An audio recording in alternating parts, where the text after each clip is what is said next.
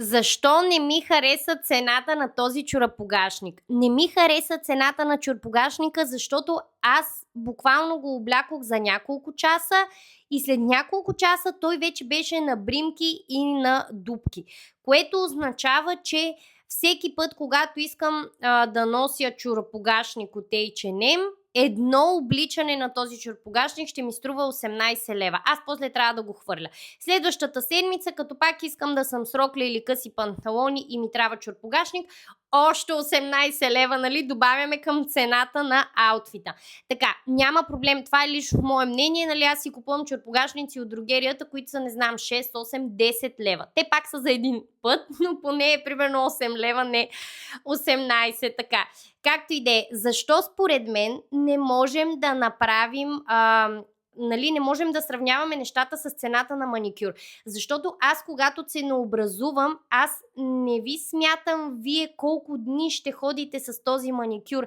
Защото, да речем, ако аз мога да ви дам 14 дни гаранция, че маникюра ви с гел лак в продължение на 14 дни ще бъде безупречен и вие 14 дни ще си го носите без никакъв проблем. И ако по логиката на чорапогашника, защото чорапогашник за един ден ни е 18 лева, ако ви смятам маникюра 14 дни, че ще го носите без проблем, 14 по 18 лева на ден, смятах го преди малко на калкулатора на телефона, това са 250 лева, т.е. ако ще го смятаме така, означава, че цената за маникюр с гел лак трябва да бъде 250 лева. Така, ще дам друг пример. Терапията за коса. Примерно терапията за коса, която аз си направих за последно в салон, нали, професионална терапия при фризьори и така нататък, тя е с дълготрайност 1 месец, ако не и повече, дори, нали, вече зависи от косата. Значи, каква трябва да е? Т.е. представете си, това са 30 дни, в които на мен фризьора ми гарантира, че косата ми ще е мекичка, гладка, няма да се заплита и така нататък.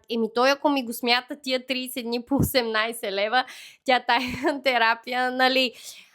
Сега, да погледнем и друго. Проверих цената за професионален грим в град Русе, но то предполагам и в другите градове няма голяма разлика.